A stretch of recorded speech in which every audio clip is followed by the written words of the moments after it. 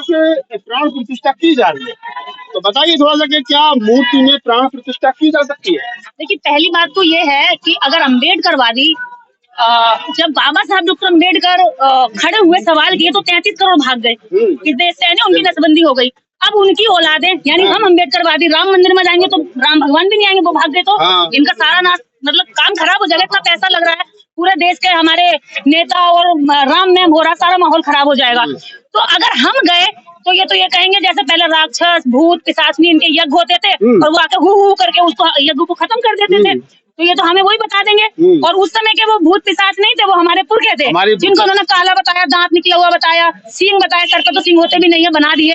हमने मान लिए क्योंकि हम वही मानते हैं जो उन्होंने लिखते आए, जो हमें दिखाते आए।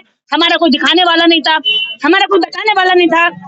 कलम और स्याही इनके हाथ में थी तो इन्होंने अपनी स्याही से जो लिखा उसको हमने भगवान मान लिया और जिसको विलन लिखा उसको विलन मान लिया। तो बाबा साहब डॉक्टर अम्बेडकर इनकी नजर में खलनायक है, नायक नहीं है। वो नायक हमारे लिए है, इस देश के उन लोगों के लिए नायक है जो न्याय करते हैं, जो न्याय को पसंद करते हैं। तो बाबा साहब डॉक्टर अम्बेडकर के आने से 33 करोड़ देवी देवताओं की नसबंदी हो गई। अब अगर बाबा साहब की संतान है राम मंदिर गई तो अकेले राम मंदिर क्या, अकेले राम जी क्या कर लेंगे बेचारे, उन्हें कहीं दोबारा से जाना पड़े, इतनी मुश्किल से तो लेके आए हैं। सारा देश में जो है इतने दंगे करा दिए राम जी को लाने के लिए, तो भैया हम इसलिए नहीं जा रहे उनको नुकसान ना हो। दूसरी बात यह है प्राण प्रतिष्ठा। दो शब्द से मिलकर अगर संधि विच्छेद करेंगे तो दो शब्द होते हैं प्राण प्लस प्रतिष्ठा। मतलब एक मूर्ति के अंदर पत्थर में प्राणों की प्रतिष्ठा की जाएगी, वो प्रतिष्ठित होगा, बैठेगा, उसके अंदर जाएगा। तो मैं इस देश के सभी महापंडित, महामंडलेश्वर, महा श्री जितने भी हैं, श्री 108, श्री 250, जितने भी इनके बाबा हैं, जितने भी चारों धाम के इनकी यात्राओं में बैठे हुए ढोंगी हैं, शंकराचार्य हैं, सॉरी ढोंगी नहीं कहूंगी जब तक वो करके नहीं देते, और तो वो जितने भी महामंडलेश्वर हैं, वो योग्य पुरोहित, पुजारी, पंडे, बाबा, मैं उन सबको चैलेंज करती हूँ अगर वास्तव में प्राण प्रतिष्ठा हो सकती है तो मैं एक बात आप लोगों से कहना चाहती हूँ, केवल 2 लोगों में प्राण प्रतिष्ठा कर दीजिए, हम भी आपके चरणों में नमन करने का अवसर प्राप्त कर लेंगे। बाबा साहब और पेरियार, मैं पेरियार की बेटी ये मांग करती हूँ कि बाबा साहब और पेरियार की मूर्ति में प्राण प्रतिष्ठा कर दो, लेकिन शर्तें लागू हैं, वो बोलने चाहिए, वो चलनी चाहिए। जब ये 2 शर्तें पूरी हो जाएंगी तो हम अम्बेडकरवादी मुंह मांगी दान दक्षिणा तुम्हें देंगे। मैं वादा करती हूँ चाहे मकान जुबान सब कुछ बेचना पड़े, तुम्हें मुंह मांगी दान दक्षिणा दूंगी। अगर तुम में योग्यता है तो तुम मंत्रों का उच्चारण करो, तुम मंत्र इकट्ठे करो, मैं तुम्हारे दान का इंतजाम करती हूँ। इसको एक मैं क्लियर और कर देता हूँ। जो भी निर्देश ने कहा कि हम मुंह मांगी प्राण प्रतिष्ठा देंगे, मुंह मांगी दान दक्षिणा देंगे, इसमें एक बड़ी बात और है। जिस प्रकार से राम भद्राचार्य की स्टेटमेंट आई है, उन्होंने कहा है कि जो राम को नहीं मानते हैं वो सब चमार हैं। तो मैं इसको और क्लियर कर देता हूँ थोड़ा सा कि मैं राम भद्राचार्य का धन्यवाद करता हूँ, उनको इस प्रकार की टिप्पणी और इस प्रकार की जो भाषा है, इस प्रकार की जो स्टेटमेंट है वो हमेशा देनी चाहिए। उसके 2 कारण है। पहला कारण कि चमारों का कुनबा बढ़ रहा है। अब इस देश के अंदर मुसलमान चमार, जैनी चमार, अपने सिख चमार, पारसी चमार, मुसलमान तो पूरी जात, मतलब जो राम को नहीं मानता वो सब चमार। तो चमारों का इसका मतलब 88% आबादी चमारों की इस देश के अंदर अब तय हो गई राम भद्राचार्य के अनुसार।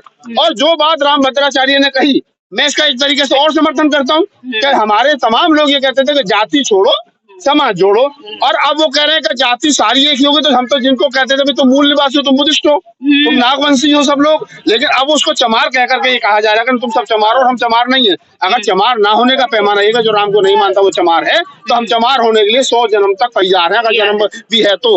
और दूसरी बात, अभी जो राम मंदिर को लेकर के टिप्पणी जो निर्देश जी कह रही थी, देखिए राम मंदिर में कौन जाएगा और कौन नहीं जाएगा और क्यों जाएगा और किसके लिए जाएगा, मुझे तो खतरा एक बात का और भी लग रहा है निर्देश जी, आने वाले समय पर जब ये सरकार नहीं रहेगी, जब कोई दूसरी सरकार आएगी, तो इस देश के 4 शंकराचार्य जो नाराज हैं वर्तमान समय में और जो प्रेस कॉन्फ्रेंस कर रहे हैं, कह रहे हैं कि ये गलत हो रहा है। और अभी तो गाजियाबाद के जो भगवान दास जी एक एडवोकेट हैं, उन्होंने इलाहाबाद उच्च न्यायालय में एक एप्लीकेशन की है, मूव की है कि ये पहले तो पूछ के महीने में कोई पुण्य कार्य नहीं हो सकता, शादी ब्याह नहीं होते, तो तुम प्राण प्रतिष्ठा कैसे कर उसके रहे महीने हो? में। इसका मतलब ये तुम चुनाव के लिए कर रहे हो। दूसरा, तुमने जो शंकराचार्यों को नाराज कर रखा है। तो मुझे खतरा इस बात का भी हो रहा है कि इन फ्यूचर ये भी हो सकता है कि जिस प्रकार बाबू जगजीवन राम के छूने से मूर्ति पवित्र हो गई थी, वो अछूत थे, वो शूद्र थे, कल को क्योंकि मोदी जी भी ओबीसी आते हैं और वो तो कहते हैं मैं छोटी जाति का हूँ, मैं तेली हूँ, मुझे मेरी जाति को गाली दी गई, भाइयों बहनों, तो ऐसा हो सकता है शंकराचार्य जब ये सरकार नहीं रहेगी तो फिर राम मंदिर को पवित्र किया जाएगा।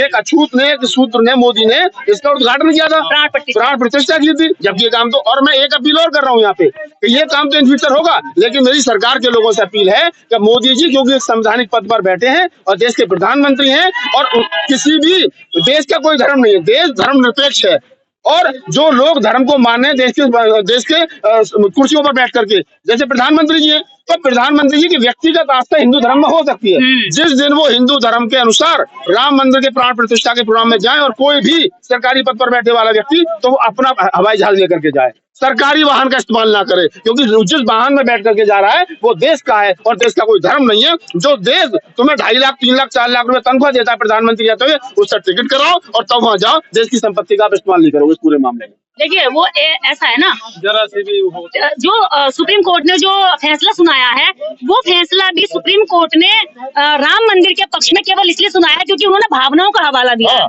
यही रामभद्राचार्य जो है कोर्ट में जब पेश हुए थे तो इन्होंने हमारी भावना केवल भावनाओं का हवाला था। जब तथ्य मांगे गए, सबूत मांगे तो इनके पास कुछ भी नहीं था। तो जो सुप्रीम कोर्ट ने जो फैसला दिया है, इसमें जो इनको करोड़ों की जो समिति को धन गया है वो भी देश के टैक्स से गया है, जबकि सभी धर्मों का गया है, केवल एक धर्म का तो नहीं गया।